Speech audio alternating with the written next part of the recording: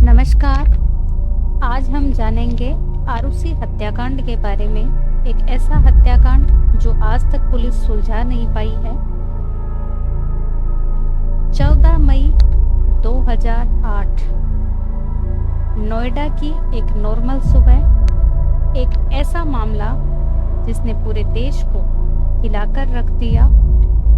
14 साल की मासूम आरुषि अपने ही कमरे में मरी हुई मिली थी, लेकिन असली रहस्य तो अब शुरू होने वाला था। सुबह सुबह जब आरुषि का कमरा खोला गया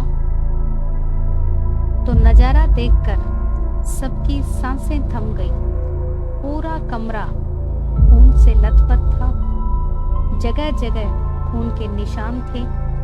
आरुषि अपने ही कमरे में मरी हुई मिली थी। आरुषि का गला काट दिया गया था। घर वालों ने पुलिस को बुलाया। पुलिस ने जांच शुरू की और पहला शक गया तलवार दंपति के नौकर हेमराज पर। हेमराज पर शक इसलिए गया क्योंकि हेमराज घर से गायब था। लेकिन अगले ही दिन इस केस में एक नया मोड़ आता है। घर की छत से बदबू आने लगती है, मानो किसी लाश की बदबू हो। पुलिस ने छत खुलवाई।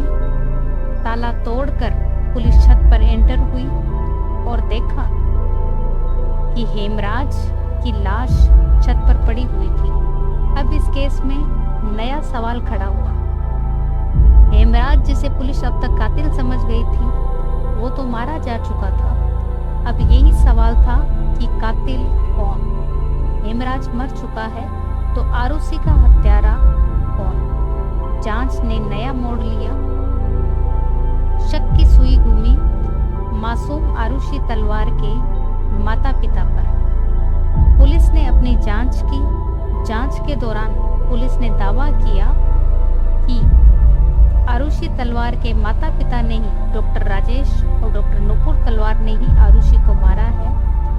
मौत का कारण पुलिस ने ये बताया, हत्या का कारण पुलिस ने ये बताया कि आरुषि और नौकर हेमराज को डॉक्टर राजेश तलवार ने, जो आरुषि के पिता थे, आपत्तिजनक हालत में देख लिया था कमरे में दोनों को, और गुस्से में आरुषि और हेमराज दोनों की हत्या कर दी। पुलिस ने डॉक्टर राजेश तलवार और नुपुर तलवार दोनों माता पिता को गिरफ्तार कर लिया। मामला मीडिया में उछला। बार बार मीडिया इसी केस को कवर कर रही थी। इस केस को नाम दिया गया था ऑनर किलिंग। पूरा देश दंग था कि क्या कोई माता पिता अपने बच्चे के साथ ऐसा कर सकते हैं। इसी बीच मीडिया में बहस चल रही थी और पूरा देश दो भागों में बंट गया था। एक हिस्सा ये मान रहा था कि अपनी इज्जत बचाने के लिए माता पिता ने ही अपनी बेटी को मार दिया, लेकिन दूसरा हिस्सा ये मान रहा था कि जो नुपुर तलवार है, जो आरुषि है, उसकी हत्या के पीछे कोई और राज है। माता पिता ने बच्ची को नहीं मारा। हर दिन इस केस में नए नए खुलासे हो रहे थे। कभी मोबाइल रिकॉर्ड्स लिए जा रहे थे, कभी डीएनए रिपोर्ट ली जा रही थी, लेकिन सच क्या था अभी तक नहीं पता चल पाया था, सच सामने नहीं आ पाया था। फिर ये केस सीबीआई को सौंपा गया। सीबीआई ने जांच शुरू की।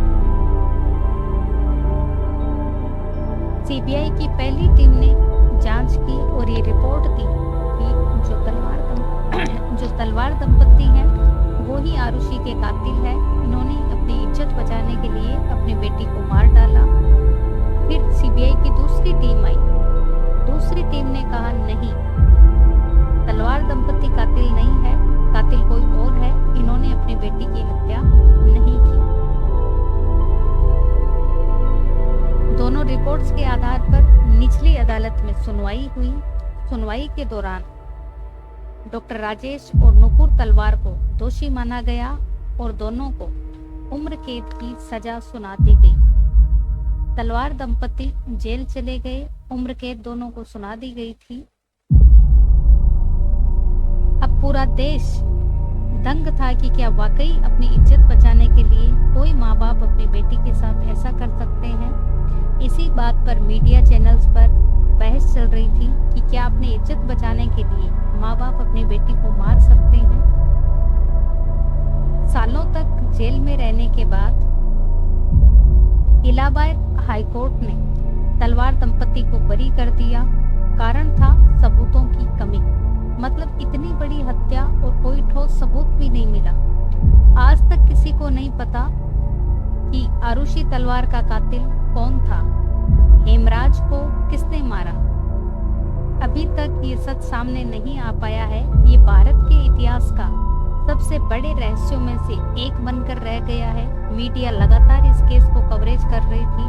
सबसे ज्यादा ट्रेंडिंग में उस समय ये केस चल रहा था। इसी केस को दिखाया जा रहा था, लेकिन सच अंधेरे में कहीं दबा दिया गया।